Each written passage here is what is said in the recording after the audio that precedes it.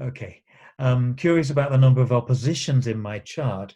Yeah, oppositions will come again when we do aspects in 102 and in term 2. The opposition aspect is very much what happens in relationship, what gets brought out in relationships. I always say to people, do your oppositions. If you go into therapy, do your oppositions with your therapist, because you will. You'll certainly do that. But we tend to do them in our close personal friendships and relationships. So you've got a lot of oppositions here. Oppositions are wonderful. If you haven't got any in your chart, so you've got none of these red lines in the center going to the opposite side of the chart. Of course, they could be in any house, any part of the chart.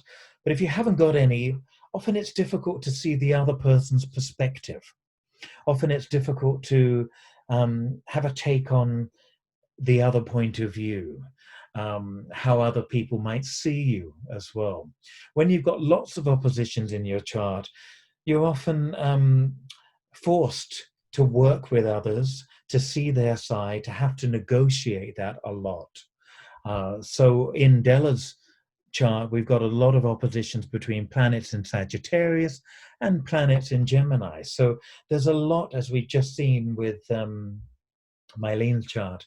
There's with Gemini and Sag, there can be a lot about meaning versus facts.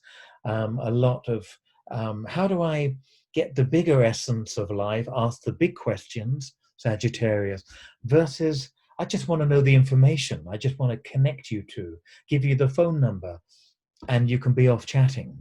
I want to keep it nice and light. Sagittarius wants to ask the big questions. Gemini just wants to say, why?